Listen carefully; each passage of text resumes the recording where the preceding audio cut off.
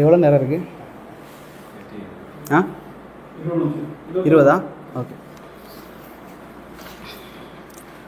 பிஸ்மில்லாஹிர் ரஹ்மானிர் ரஹீம். ஃபிக்ஹ் வகுப்பு போவோம் இன்ஷா அல்லாஹ். கடைசியாக இந்த ஃபிக்ஹ் வகுப்பில் நம்ம பார்த்தது பாபுல் மவாக்கித், அதாவது நேரம் சம்பந்தமான விஷயத்தை பார்த்தோம். சூரியன் மறைகிறது எப்போ, அது டைமுக்கு ஏற்ற மாதிரி தொழுகிறத பார்த்தோம். அதே போல் அதான் இகாமத், அதை பற்றி பார்த்தோம். அதே போல் ஷுரூத்து சலா, நிபந்தனைகள் என்ன, அதே போல் வாஜிபுகள் என்ன, ருக்குன்கள் தூண்கள் என்ன அப்படிங்கிறத பார்த்தோம். கைஃபியத்து சலா, எப்படி தொழுறது அதை பற்றி பார்த்தோம். அதே போல் முபத்திலாத், முறிக்கக்கூடிய காரியங்கள் என்ன அப்படிங்கிறத பார்த்தோம். இதில் கேள்விகள் வந்துச்சு. அது என்னென்னா, சமியல்லாஹு லிமன் ஹமீதா சொல்லக்கூடிய நேரத்தில் நிலையில் அந்த சமியல்லாஹு லிமன் ஹமீதா சொல்லி கையை கட்டணுமா அல்லது தொங்க விடணுமா அப்படின்னு சொல்லி. இதில் ஷேக் அல்பானி, ஷேக் ஹுசைமின் போன்றவர்களுடைய கருத்து என்ன அப்படின்னு சொன்னால், இந்த கையை தொங்க விடுறது தான். கையை கட்டுறது ஹதீஸ் இல்லவே இல்லை. என்னென்னா, அல்லாஹ் அக்பர் சொல்லி தக்பீரில் கையை கட்டுறோம். இதுக்கு தெளிவான செய்தி இருக்குது. ரசூல் ஸல்லல்லாஹு அலைஹி வஸல்லம் அவர்கள் எப்படியெல்லாம் தொழுதார்களோ அதை அப்படியே சஹாபாக்கள் எழுதியிருக்காங்க. எதை செஞ்சாலும் ரசூல் ஸல்லல்லாஹு அலைஹி வஸல்லமுடைய வாய் ஆடுறத, தாடி அசைகிறத கொண்டு பார்ப்பாங்க. கையை எப்படி வச்சுருந்தாரு. ஒரு சஹாபி என்ன செய்கிறார் அப்படின்னு சொன்னால், தொழாமலேயே நபி அவர்கள் எப்படி தொழுதாங்கிறத பார்த்துக்கிட்டே இருந்தார். அப்படியெல்லாம் இருக்கக்கூடிய நேரத்தில் சமியல்லாஹு லிமன் ஹமீதா சொன்னதற்கு பிறகு ரசூல் ஸல்லல்லாஹு அலைஹி வஸல்லம் அவர்கள் கையை கெட்டுவாங்க அப்படிங்கிற செய்தி வரவே இல்லை. எந்த ஒரு லைஃபான செய்தியும் இல்லை. அதனால் தொங்க விடுறது தான். ரசூல் ஸல்லல்லாஹு அலைஹி வஸல்லம் அவருடைய செய்தி எப்படி வருதுன்னா, நிலைக்கு வரக்கூடிய நேரத்தில் அந்தந்த முட்டுக்கள் அந்தந்த நிலைக்கு போகக்கூடிய நிலைமையில் நிற்கணும் அப்படிங்கிறது. இப்படி நின்னால் தான் ஒவ்வொரு முட்டும் அதனுடைய இடத்துல நிற்கும் அப்படிங்கிற ஒரே ஒரு செய்தி வருது. இதில் கையை கெட்டணும் அப்படிங்கிற செய்தி வரல. அதே போல் தக்பீர் கட்டுறதை பற்றி கேட்டிருந்தாங்க, எங்கே கட்டுறது அப்படின்னு சொல்லி. இது சம்பந்தமாக ஒரே ஒரு செய்தி வருது. முஸ்னத் அஹ்மதில் 20,961 நெஞ்சில் கட்டுறதாக வரக்கூடிய செய்தி வருது. ஹுல் பதை ரதியல்லாஹு அவர்கள் அறிவிக்கிறாங்க, நெஞ்சில் கட்டுறதாக வரக்கூடிய செய்தி. இது அல்லாத இதுவும் பலகீனமான செய்தி தான். ஆனால் இருக்கிற பலகீனத்தில் இது பலமானது அப்படின்னு சொல்லி உலமாக்கள் சொல்கிறாங்க. ஆனால் மற்ற எல்லா செய்திகளும் வயிற்றில் கட்டுறதாக, தொப்புளில் கட்டுறதாக வர செய்தி, இது எல்லாமே என்னது தான் பலகீனமான செய்தி. பலமான செய்தி ஒன்றுமே இல்லை. இதில் எல்லா உலமாக்களும் ஒருமித்த கருத்தில் இருக்காங்க. முஸ்னத் அஹ்மதில் வரக்கூடிய இந்த செய்தி மட்டும் இருக்கிறதுல பலமான செய்தி, நெஞ்சில் கெட்டுற செய்தி. இதுதான் இமாம் புகாரி, அஹ்மது நசாயி போன்ற அறிஞர்கள் சொல்கிறாங்க. எப்படி கட்டுறதுங்கிறதுல தான் கருத்து வேறுபாடு இருந்துச்சு. அது கருத்து வேறுபாடு இல்லை. 3 விதமாக கட்டலாம் அப்படின்னு. ஒன்று அல்லாஹ் அக்பர் சொல்லி கையை இப்படி கட்டுறது, சரிங்களா, இப்படி கட்டுறது. 2வது இங்கே பிடிக்கிறது, அது இல்லாமல் இப்படி வச்சுக்கிறது. இந்த 3 விதமாக நீங்கள் செஞ்சு கொள்ளலாம் அப்படின்னு சொல்லி இமாம்கள் சொல்கிறாங்க. எங்கே வைக்கிறது அப்படிங்கிறதுல இல்லை, நம்ம நடுநிலையாக நெஞ்சில் வைக்கிறது தான். இப்படி வைக்கிறோம் அப்படின்னு சொன்னால் இதுதான் லேசானது, நெஞ்சில் வைக்கிறது. அதே போல் ஜனாசா தொழுகை பற்றி கேட்டிருந்தாங்க. ஜனாசா தொழுகை யார் தொழ வைக்கணும் அப்படின்னு சொல்லி ரசூல் ஸல்லல்லாஹு அலைஹி வஸல்லம் காலத்தில் ஒரு செய்தி இல்லை. நபி அவர்கள் சொன்னாங்க ஜனாசா தொழுகை இவர் தான் வைக்கணும் அல்லது பையன் தான் வைக்கணும், அப்படி இல்லை. ஆனால் சஹீஹ் முஸ்லீமில் ஒரு செய்தி வருது. என்னென்னா, யார் பொறுப்போ அந்த இடத்துக்கு யார் பொறுப்போ அவர் தான் என்ன செய்யணும், தொழுக வைக்கணும் அப்படிங்கிற செய்தி. அதாவது 2 செய்தி அந்த ஹதீஸில் வருது. சுல்தான், ஒன்று ஆட்சியாளராக இருந்தால் அவர் ஆட்சியாளர் தொழ வைக்கணும். 2வது ரப்புல் மன்சில், அதாவது அந்த வீடுன்னு சொன்னால் ரப்புல் மஸ்ஜித், அந்த மஸ்ஜிதுக்கு பொறுப்பாளர் யாரோ, நாட்டுக்கு பொறுப்பாளர் யாரோ, வீட்டுக்கு பொறுப்பாளர் யாரோ, அந்தந்த இடத்துக்கு யார் பொறுப்பாளரோ அவர் என்ன செய்வார், தொழுக வைப்பார். அதில் கூடுதலாக இல்லா பி இதினி, அதாவது அவர் அனுமதித்தால் அப்படிங்கிற செய்தி வருது. அதாவது அந்த சுல்தானோ அல்லது ரப்புல் மன்சிலோ அவர் தொழு வைப்பார், அல்லது அவர் அனுமதித்தால் என்ன செய்யலாம், பையனோ தொழுது கொள்ளலாம். இல்லை பையன் தான் தொழுது வைக்கணும் அப்படிங்கிறது என்னல்ல, இல்லை, சரிங்களா. அதனால் இமாம், அந்த பள்ளிவாசலுக்கு ஒரு இமாம் இருந்தார்னா அவர் தொழு வைக்கணும். இமாம் பின் பாஸ் ரஹிமஹுல்லா இடத்துல கேட்கக்கூடிய நேரத்தில் அவரும் இதே தான் சொன்னார். குறித்த பள்ளியினுடைய இமாம் என்ன செய்வார், தொழு வைப்பார். ஏன்னு சொன்னால் அவருக்கு தான் சட்டங்கள் தெரியும், என்னென்ன சட்டங்கள் இருக்குது அப்படிங்கிறது தெரியும். அவர் குர்ஆன் ஓதக்கூடியவராக இருப்பார், தொழக்கூடியவராக இருப்பார். சில நேரங்களில் பையனை செய்வான், தொழாதவராக இருப்பார், சட்டங்கள் தெரியாது. ஒரு தக்பீர் மறந்துருச்சு அப்படின்னு சொன்னால் என்ன செய்யணும் அப்படிங்கிறது தெரியாமல் இருப்பார். துவாக்கள் முழுசாக தெரியாமல் இருப்பாங்க. நம்மள எனக்கும் உட்பட அந்த துவா என்ன செய்யும், 3 ரக்காத் 4 ரக்காத் தானே, ஜனாசாவுடைய தக்பீர் 4 ரக்காத். முதல்ல சூரத்துல் ஃபாத்திஹா முதல் ரக்காத்துலையும், 2வது அல்லாஹ்வுடைய தூதருக்கு ஸலவாத்தும், 3 நாளில் துவா செய்யும். இதில் பெரிய துவா வருது.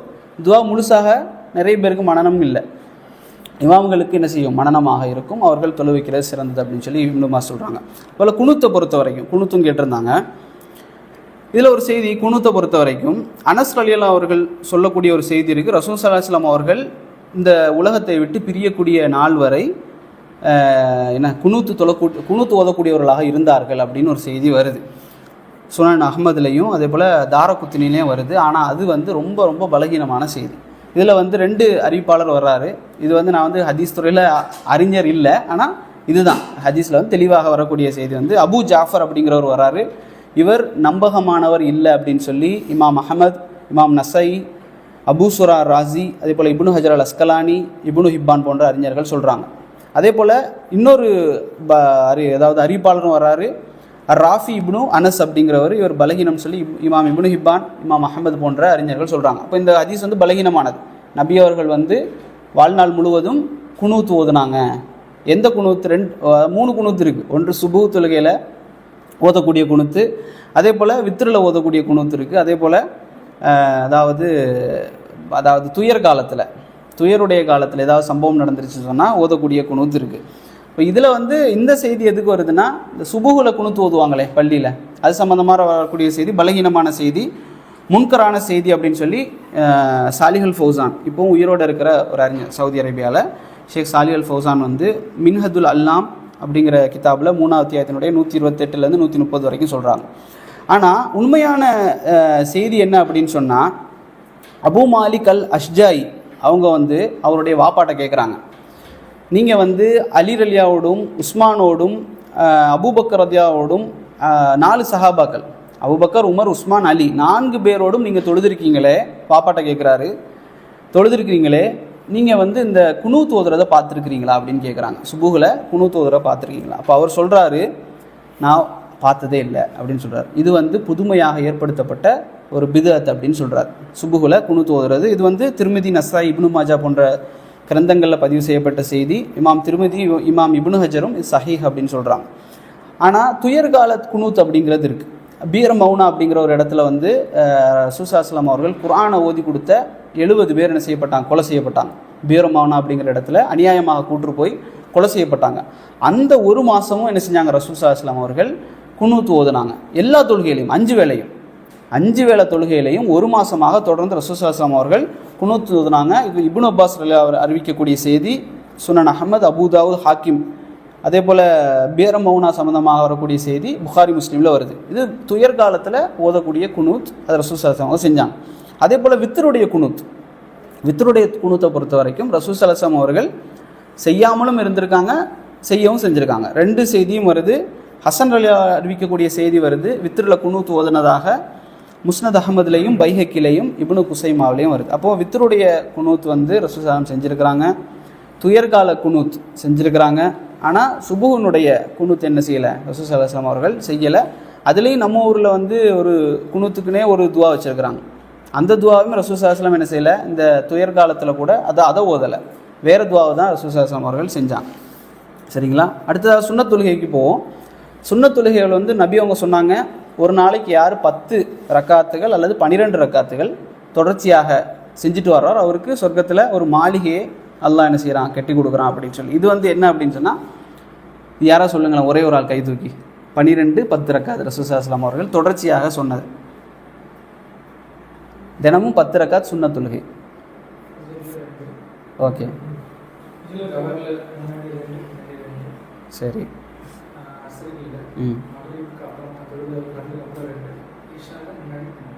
சரி, ஓகே.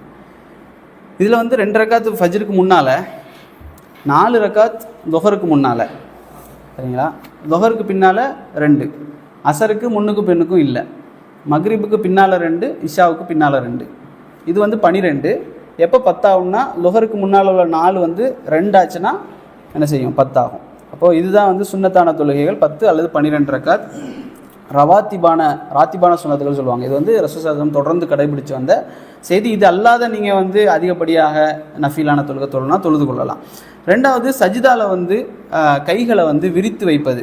எந்த அளவுக்கு அப்படின்னு சொன்னால், இது ரசூலுல்லாஹி அவர்கள் ரசூலுல்லாஹினுடைய அக்குலினுடைய வெண்மை தெரியும் அளவுக்கு என்ன செய்வாங்க? விரித்து வைப்பாங்க, சுருக்கி வைக்க மாட்டாங்க ரசூலுல்லாஹி. அதே போல் சஜிதா செய்யக்கூடிய நேரத்தை வயிற்றை தொடையோடு சேர்க்கக்கூடாது. சஜிதா செய்யக்கூடிய நேரத்தில் வயிற்றை தொடையோடு சேர்த்து வைக்கக்கூடாது. கொஞ்சம் நீட்டி வைக்க வேண்டும். அதில் இன்னொரு செய்தியும் இதில் வந்து கொண்டு வராங்க. பள்ளிவாசலுக்கு போகக்கூடிய நேரத்தில் ஒழுங்காக போகிறது, அதாவது ஒழுங்குன்னு சொன்னால் எல்லாத்துலேயுமே வண்டி ஒழுங்கு இருக்குது. வண்டியை வந்து இப்போ சரியான முறையில் பார்க்கிங் பண்ணுறது, என்னென்னா தொழுகையினுடைய அவசரத்தில் வேற ஆளுக்கு இடையூறு ஏற்படுத்த மாதிரி வண்டியை விட்டுட்டு போயிடுவாங்க. இதுக்கும் இஸ்லாத்துக்கும் சம்மந்தமே இல்லை. வண்டியை சரியாக விட்டுட்டு தான் என்ன செய்யணும், தொழுகைக்காக போகணும். அதே மாதிரி செருப்புடைய ஒழுங்கு இருக்குது.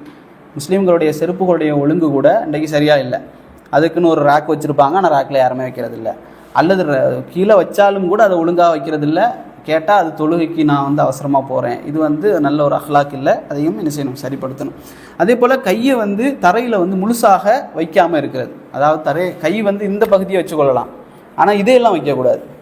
ஒட்டகம் அந்த உட்கார்ற மாதிரி இப்படி அமரக்கூடாது. ரசூல் ஸல்லல்லாஹு அலைஹி வஸல்லம் அவர்கள் அதை சொல்லி தந்திருக்கிறாங்க. அதே போல் ஜமாத் தொழுகையை பொறுத்த வரைக்கும் அது வந்து சுன்னத்துன்னு இல்லாமல் சுன்னத்தை விட சிறந்தது, வாஜிபு தான். ஜமாத் தொழுகை வந்து வாஜிப். ரசூல் ஸல்லல்லாஹு அலைஹி வஸல்லம் சொன்னாங்க ஒரு செய்தியில், பள்ளிக்கு வராமல் வீட்டில் தொழக்கூடியவர்களுடைய வீடுகளை அதாவது தீயிட்டு எரிப்பதற்கு என்னுடைய மனம் நாடுகிறதுன்னு சொன்னாங்க. ஏன்னா முனாஃபிக்குகள் அந்த காலத்தில் வந்து வீட்டில் தொழுதுட்டு இருந்தாங்க. ஆனால் ஒருத்தருக்கு வந்து இயலாமல் சூழ்நிலை ஏற்படுது, போக முடியாத ஒரு சூழ்நிலை ஏற்பட்டதுன்னா அவருக்கு என்ன அது வாஜிப் இல்லை, வீட்டில் தொழுது கொள்ளலாம் அப்படின்னு சொல்லி சொல்கிறாங்க. சரிங்களா. இது வந்து துரருல் பஹியா அப்படிங்கிற ஒரு புக்கு. சரிங்களா. இது வந்து துரருல் பஹியா இமாம் ஷவுகானுடைய புக்கு. அதில் தான் நான் சொல்கிறேன். அதே போல் 27 மடங்கு சிறந்தது அப்படின்னு சொல்லியும் நபி அவங்க சொன்னாங்க. வீட்டில் தொழுறதை விட ஜமாத்தா தொழுறது, தனியாக தொழுறதை விட ஜமாத்தா தொழுறது 27 மடங்கு சிறந்தது அப்படின்னு சொல்கிறாங்க.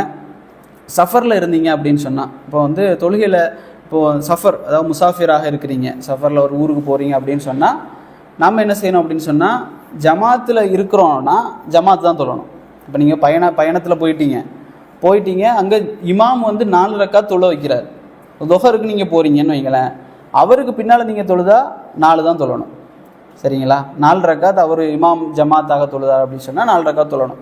இல்லை நீங்கள் போய் தொழுக வைக்கிறீங்க அப்படின்னா 2 ரக்காத் தொழுது கொள்ளலாம். அல்லது மற்ற யாராவது 2 ரக்காத் சுன்னத் தொழுதாலும் கூட அவருக்கு பின்னால் தொழலாம். ஃபர்லான தொழுகை தொழக்கூடியவருக்கு பின்னால் சுன்னத் தொழுகையை தொழக்கூடியவரும் தொழலாம், சுன்னத் தொழக்கூடியவருக்கு பின்னால் ஃபர்து தொழக்கூடியவரும் தொழுது கொள்ளலாம். அதே போல் சிறப்பானவர் தொலை வைக்கிறது சிறந்தது அப்படின்னு சொல்கிறாங்க. சிறப்பானவரை பொறுத்தவரை நபி அவங்க சொன்னாங்க, யார் வந்து குர்ஆனுடைய அறிவு அதிகமாக இருக்கோ, நல்ல கிராத்தோடு ஓதுறாரோ அவரை வந்து முற்படுத்துறது சிறந்தது. அதில் 2 பேர் சமமாக இருந்தார்னா மார்க்க அறிவில் யார் சிறந்தவர்னு பார்க்கணும். அதுலேயும் 2 பேர் சமமாக இருந்தாங்கன்னா வயதில் யார் மூத்தவர் அப்படிங்கிறத பார்க்கணும். இதில் வந்து இப்படி யாருமே இல்லை. இதை எல்லாத்தையும் தாண்டி குர்ஆனில் வந்து சின்ன சின்ன சூறா மட்டும் தெரிஞ்சவர் தொழுக வைக்கிறாரு. நல்ல குர்ஆன் ஓத தெரிஞ்சவர் பின்னால் நின்னாலும் அவருடைய தொழுகை என்ன செய்யும், கூடும் என்பது தான் சரியான கருத்து. அதே போல் ஆண்கள் தான் பெண்களுக்கு தொலை வைக்கணும் அப்படின்னு சொல்கிறாங்க. ஏன்னா இன்றைக்கி சில இடங்களில் வந்து பெண்கள் என்ன செய்கிறாங்க, ஆண்களுக்கெல்லாம் தொலை வைக்கிறாங்க. பெண் உரிமை பேசக்கூடிய இதில் வந்து பெண்கள் தொலை வைக்கிறாங்க. ஏன்னா அவங்களுக்கு வந்து முன்னுரிமை கொடுக்கப்படுதான். ஆனால் இது வந்து என்ன செய்யலை, சட்டத்தில் இல்லை. ஆண்கள் தான் பெண்களுக்கு என்ன செய்யணும், ஜமாத் தொலை வைக்கணும். அதே போல் இமாம் சொல்கிறாங்க, தன்னை வெறுக்கக்கூடிய சமூகத்தில் போய் இமாமாக நிற்கக்கூடாது அப்படின்னு சொல்கிறாங்க. தன்னை ஒரு சமூகம் வந்து வெறுக்குது, இவர் தொழுக வைக்கிறதே வெறுக்குது அப்படின்னு சொன்னால் அங்கே தொழுக வைக்கக்கூடாது. நபி அவங்க சொன்ன செய்தி வருது, மக்கள் வெறுக்கக்கூடிய நிலையில் தொழுக வைக்காதீங்க அப்படின்னு சொல்லக்கூடிய ஒரு செய்தி வருது. அதே போல் தொழுகையில் வந்து பலகீனமானவரை கவனித்து தான் என்ன செய்யணும், தொழுக வைக்கணும். நபி அவங்க என்ன செஞ்சாங்க அப்படின்னு சொன்னால், பின்னால் அபூபக்கர், உமர், உஸ்மான், அலி போன்ற பெரிய பெரிய சஹாபாக்கள் இவர்கள்லாம் இரவில் வந்து நின்று வணங்கக்கூடியவங்க. ஆனால் ரசூல் ஸல்லல்லாஹு அலைஹி வஸல்லம் அவர்கள் அதை கவனிக்கலை. நபி அவங்க சொன்னாங்க, நான் வந்து நீட்டி தொலை வைக்கணும்னு ஆசைப்பட்டு தான் தொழுகைக்குள்ளே நுழைகிறேன். ஆனால் எனக்கு பின்னால் குழந்தைகளுடைய சத்தம், பெண்களுடைய அந்த சத்தம் கேட்குது, குழந்தைகள் அழக்கூடிய சத்தம் கேட்ட உடனே நான் என்ன செய்கிறேன், தொழுகையை சுருக்கி கொள்கிறேன் அப்படின்னு சொல்கிறாங்க. அப்போ என்னென்னா, நமக்கு பின்னால் பெரிய பெரிய இமாம்கள் இருக்கிறாங்களே, அவர் இருக்கார் இவர் இருக்காருன்னு பார்க்கக்கூடாது. யார் பலகீனமானவரோ, வேலைக்கு போயிட்டு சிரமப்பட்டு கஷ்டப்பட்டுட்டு வந்து நிற்பாங்க, கொஞ்சம் நேரம் கூட நிற்க முடியாத அளவுக்கு, அப்போ அவர்களை கவனித்து தான் என்ன செய்யணும், தொழுகையை சுருக்கமாக தொழுது போயிடணும். நீங்கள் நீட்டமாக நினச்சிங்கன்னா தனியாக வீட்டில் போய் தஹஜ்ஜுலையோ சும்மாவோ என்ன செஞ்சு கொள்ளலாம், தொழுது கொள்ளலாம். அதே போல் இமாமுக்கு அந்த இடத்துக்கு பொறுப்பானவர் தான் அந்த தொழுகையை நடத்தணும் அப்படிங்கிற நம்ம சொன்னோம். சுல்தான் அல்லது ரப்புல் மன்சில், ரப்புல் மஸ்ஜித், அவர் தான் என்ன செய்யணும், அது தொழுகையை நடத்தணும். அதாவது அடுத்ததாக ஒரு மஅ்மூம் எங்கே நிற்கணும், இமாம் நிற்கிறாரு, மஅ்மூம் நம்மெல்லாம் எங்கே நிற்கணும் அப்படின்னு சொன்னால் 2 பேர் இருந்தாங்கன்னா பின்னால் நிற்கணும். ஒருத்தர் தான் இருக்கிறார், ஒரு இமாம் ஒரு மஅ்மூம். இப்போ எங்கே நிற்கணும் அப்படின்னு சொன்னால், சில பேர் வந்து கொஞ்சம் பின்னால் நிற்பாங்க, அப்படி நிற்கக்கூடாது. நபி அவங்க சொன்னாங்க வலது பக்கத்தில் நிற்கணும் அப்படின்னு தான் சொன்னாங்க. நான் வலது பக்கத்தில் கொஞ்சம் பின்னால் நில்லுங்க அப்படின்னு சொல்லலை. அது எதனால் அந்த இப்படி நம்ம செய்கிறோம் அப்படின்னு சொன்னால் ஒரு செய்தி வருது, இமாமை முந்தாதீங்க அப்படின்னு ஒரு செய்தி வருது. இமாமை முந்தி செய்யாதீங்க. இமாமை முந்துறதுனா அவர் தக்பீர் சொல்லி போகிறதுக்கு முன்னாலே முந்துறது தான் அந்த செய்தி. ஆனால் இது எப்படி எடுத்துக்கிட்டாங்கன்னா, இவர் நம்ம அவரோட சமமாக இருந்தால் நம்மளும் இமாம் ஆயிரும் அப்படின்னு. நபியவங்க வலது பக்கத்தில் என்ன செஞ்சாங்க, நிற்க சொன்னாங்க. இதில் மனைவி எங்கே நிற்கிறது அப்படின்னு கேட்டால், மனைவியும் வலது பக்கத்தில் நிற்கிறது தான். அவங்க என்ன செய்ய, கணவன் மனைவி இப்படி நின்னாங்கன்னா மனைவி வலது பக்கத்தில் நிற்கிறது தப்பில்லை அப்படின்னு சொல்கிறாங்க. அதே போல் சஜிதா சஹுவை பொறுத்த வரைக்கும் மறதியான சஜிதா, தொழுகையில் ஏதாவது மறந்துட்டோம் அப்படின்னு சொன்னால் இது என்ன செய்கிறது, இதில் நிறைய கருத்துக்கள் இருக்குது. முன்னால் அதாவது தொழுகையில் உட்காந்துட்டோம், அத்தஹியாத்தில் உட்காந்துட்டோம், நமக்கு தெரியுது இதை விட்டுட்டோம். இது எதுக்குன்னா ருக்குனுக்கு இல்லை, நம்ம தொழுகையிலுடைய தூண்களை விட்டுட்டோம் அப்படின்னு சொன்னால் அதை திருப்பி தொழுது சஜிதா சஹு செய்வோம். வாஜிபுகள் எதையாவது விட்டுட்டோம் அப்படின்னு சொன்னால் ஞாபகத்துக்கு வருதுன்னு அதை திருப்பி செய்ய வேண்டிய அவசியம் இல்லை. மறதிக்கான 2 சஜிதா செஞ்சுட்டு முடிச்சிட வேண்டியதான். இதில் கருத்து வேறுபாடு எதுலலாம் வருதுன்னா, தொழுகைக்கு முன்னால் சலாம் கொடுத்ததற்கு பின்னால் செய்கிறதா அல்லது முன்னால் செய்கிறதா இப்படிங்கிறதுல கருத்து வேறுபாடு இருக்குது. இதில் என்ன இமாம்கள் இவங்க என்ன சொல்கிறாங்க அப்படின்னு சொன்னால், எப்போது தொழுகையில் எதையாச்சும் கூட்டிட்டீங்கன்னு வைங்களேன், 4 ரக்காத்துக்கு பதிலாக 5 ரக்காத்துகள் கூட்டிட்டீங்க அப்படின்னு சொன்னால், சலாம் கொடுத்ததற்கு பிறகு 2 சஜிதா, அதாவது ஒரு சஜிதா செய்கிறீங்க, சுப்ஹான் ரப்பில் ஆலா சொல்கிறீங்க, எந்திரிச்சு உட்காடுறீங்க, ரப்பிக் ஃபிர்லி, 3வது சஜிதா செய்கிறீங்க, அடுத்ததை உட்காந்துக்கிட்டு மறுபடியும் அத்தஹியாத்து ஓத வேண்டிய அவசியம் இல்லை, சலாம் கொடுத்துட்டு முடிச்சிடணும். சரிங்களா? தொழுகையில் எதையாவது அதிகப்படுத்தினீங்கன்னா சலாம் கொடுத்ததற்கு பிறகு 2 சஜிதா முடிச்சிடுறீங்க. சரிங்களா? அதே போல் தொழுகைக்கு எதையாவது குறைச்சிட்டீங்க அப்படின்னு சொன்னால், வாஜிபுகளை விட்டுட்டீங்க அப்படின்னு சொன்னால், தொழுகை சலாம் கொடுக்கறதற்கு முன்னாலேயே என்ன செய்யணும் அப்படின்னா 2 சஜிதா. சரிங்களா? சலாம் கொடுக்கறதுக்கு முன்னால் 2 சஜிதா செஞ்சுட்டு முடிச்சிடுவீங்க. இன்னொன்று இருக்குது அப்படின்னா, சந்தேகம் ஏற்படுது, செஞ்சோமா செய்யலையா அப்படிங்கிற சந்தேகம் ஏற்படுது. இதில் சந்தேகம் ஏற்பட்டு ஒரு முடிவு எடுத்துட்டீங்க, இதுதான் செஞ்சேன் அப்படின்னு ஒரு முடிவு எடுத்துட்டீங்க, ஆனால் சந்தேகத்தில் தான் எடுத்தீங்க அப்படின்னு சொன்னால் தொழுகைக்கு பிறகு சலாம் கொடுத்ததற்கு பிறகு செய்யணும். இல்லை எனக்கு உறுதி இல்லை அப்படின்னு சொன்னால், நான் யோசிச்சு பார்க்குறேன், தொழுகையிலேயே விட்டனா என்னன்னு தெரியலை அப்படின்னு சொல்லக்கூடிய நேரத்தில், இப்போ 4 ரக்காத் துஹர் தொழுகை, 4 ரக்காத் தொழுதுட்டு உட்காந்துட்டீங்க, ஆனால் மைண்டில் வருது 3 ரக்காத் தொழுதானா 4 ரக்காத் தொழுதானா தெரியலையே. ஆனால் இதில் எது உறுதியானது? 3 ரக்காத் கண்டிப்பாக தொழுதுட்டோங்கிறது உறுதி. அப்போ 3 ரக்காத்துலேயும் நின்றுடணும். அப்போ குறவு. அப்போ என்ன செய்யணும், 4 ரக்காத் எந்திரிச்சு தொழுதுட்டு சலாம் கொடுக்கறதுக்கு முன்னாலேயே என்ன செஞ்சிடணும், சஜிதா சஹு செஞ்சுட்டு சலாம் கொடுத்துடணும். இதில் பெருநாள் தொழுகை, அடுத்ததாக பெருநாள் தொழுகையில் இதுலேயும் கருத்து வேறுபாடு இருக்குது. ஆனால் பெரும்பாலான உலமாக்கள் என்ன சொல்கிறாங்க அப்படின்னு சொன்னால், முதல் தக்பீர் அதிகப்படியாக 7 தக்பீர் முதல் இதில், 2வது இதில் முதல் தக்பீர் அதிகப்படியாக 5 தக்பீர். ஜனாசா தொழுகையில் மொத்தம் 4 தக்பீர், மொத்தமே 4 தக்பீர்.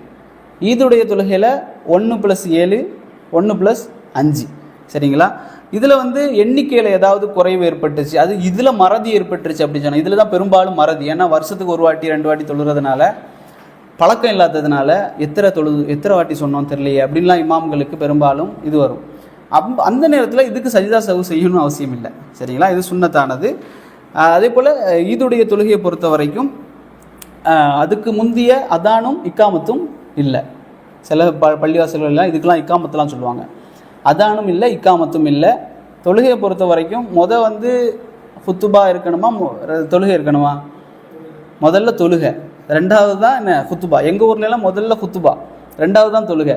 ஏன்னா தொழுகை முடிச்சுட்டா எல்லாம் வீட்டுக்கு போயிடுவான் அப்படின்னு சொல்லி முதல்ல ஹுத்துபா பண்ணி 2வது தொழுவாங்க. அது தப்பு, ரசூலுல்லாஹி ஸல்லல்லாஹு அலைஹி வஸல்லம் வழிமுறைக்கு மாற்றமானது. அதே போல் இதில் சுன்னத் என்ன அப்படின்னு சொன்னால், சுன்னத் தொழுகை இல்லை. என்ன ஈதுக்கு முன்னால் சுன்னத் தொழுகை இல்லை, 2 ரக்காத் சுன்னத்துலாம் சொல்லுவாங்க. இப்போ அந்த பெருநாள் திடலில் உட்காந்துட்டு அது கிடையாது.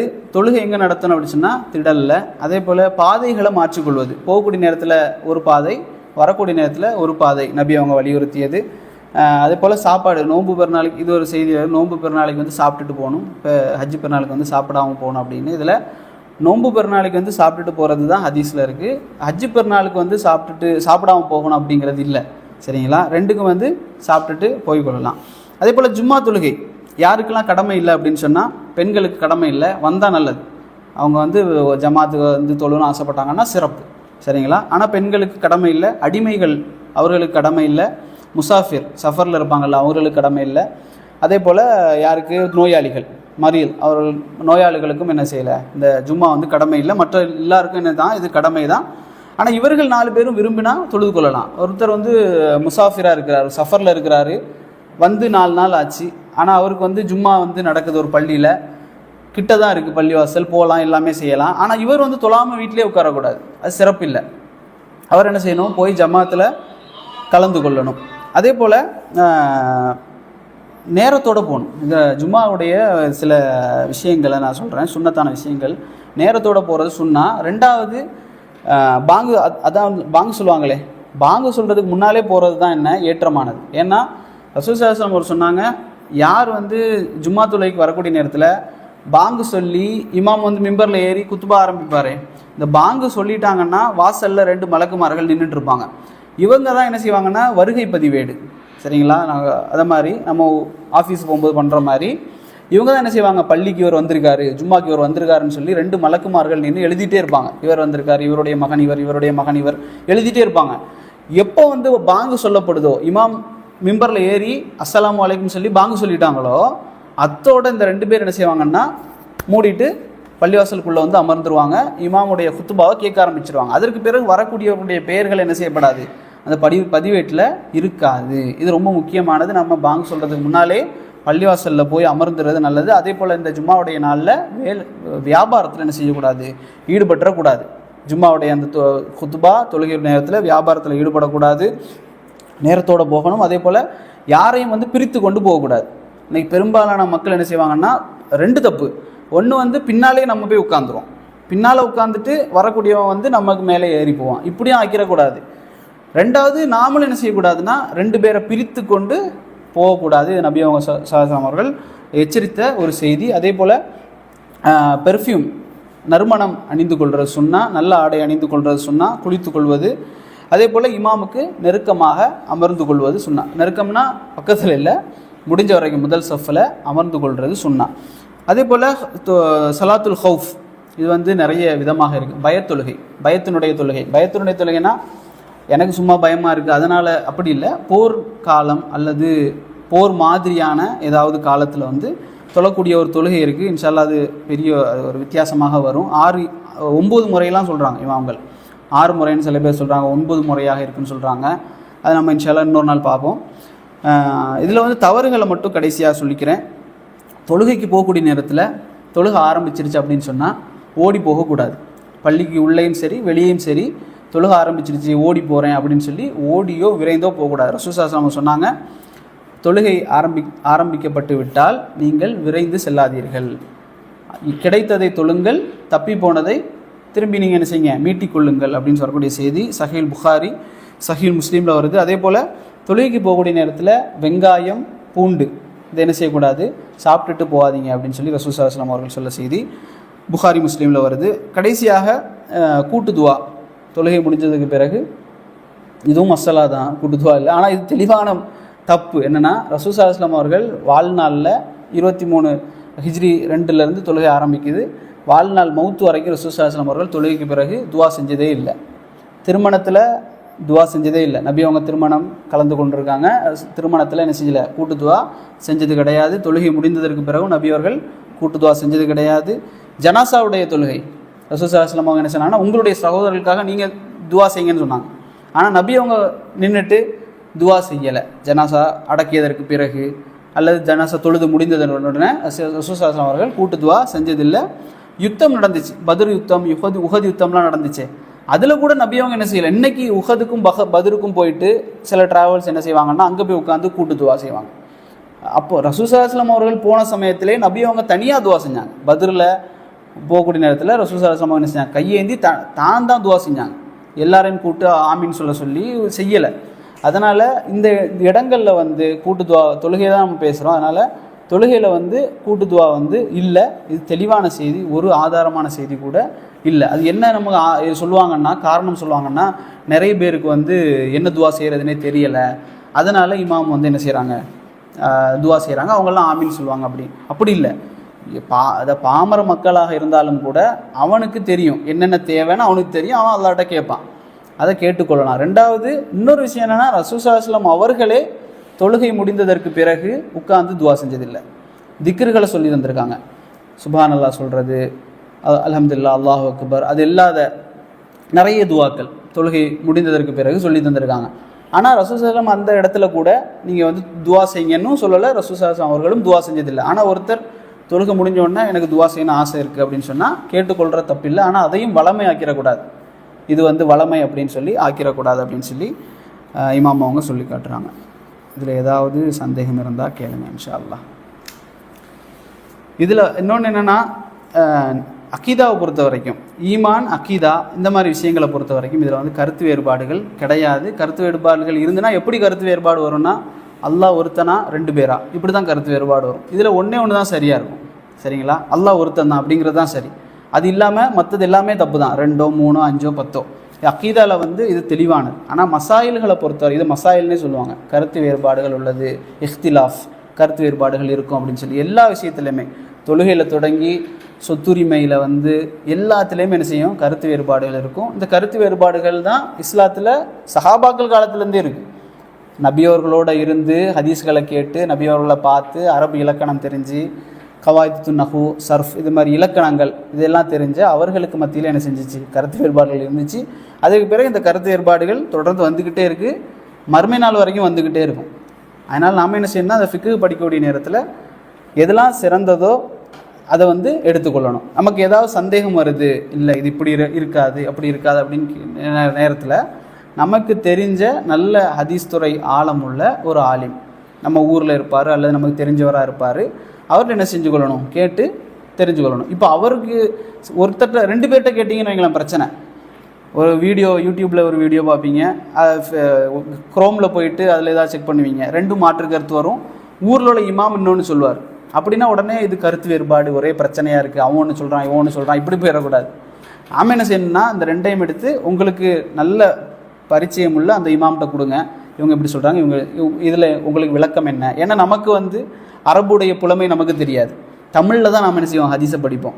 அரபில் அது ஒரு வார்த்தைக்கு பல அர்த்தங்கள் இருக்கும், அல்லது சில ஹதீஸ்கள் நமக்கே தெரியாமல் இருக்கும். நம்ம ஒரு 10 புக்கு படித்தா கூட 11ஆவது ஒரு புக்கும் எங்கேயாவது இருக்கும், அதில் ஒரு ஆதாரபூர்வமான செய்தி இருக்கும், அதை வச்சு அவங்க பின்பற்றலாம். அதனால் நமக்கு யார் தெரிஞ்ச இமாமோ உலமாக்கள் இருக்காங்களோ அவர்கள்ட்ட என்ன செய்யலாம், கேட்டு தெரிஞ்சு கொள்ளலாம், அதை பின்பற்றுறதுல தப்பு இல்லை. அதனால தான் ரசூல் ஸல்லல்லாஹு அலைஹி வஸல்லம் என்ன சொன்னாங்க, ஒரு ஆய்வாளர் ஒரு தீர்ப்பு சொல்கிறார் அப்படின்னு சொன்னால், ஆய்வு செஞ்சு ஒரு தீர்ப்பு சொல்கிறாருன்னா, அவர் தப்பாக சொன்னால் ஒரு நன்மை, அவர் தப்பாக சொன்னால் ஒரு நன்மை, சரியாக செஞ்சால் 2 நன்மைன்னு சொன்னாங்க. இதில் நபி அவங்க பாவம்னு சொல்லலை, தப்பாக செஞ்சால் அவருக்கு பாவம், அவருக்கு நரகத்தில் தண்டனை உண்டு இப்படி சொல்லலை. தப்பாக அவர் முடிவெடுத்துட்டாருன்னா 1, சரியாக முடிவெடுத்தால் 2 டபுள். இதுதானே தவிர இதில் வந்து சண்டை போட்டு சகோதரத்துவத்தை பிரிக்கிறது வந்து இஸ்லாத்தில் இல்லாத ஒரு காரியம், அதை நம்ம தவிர்த்து கொள்ளலாம்.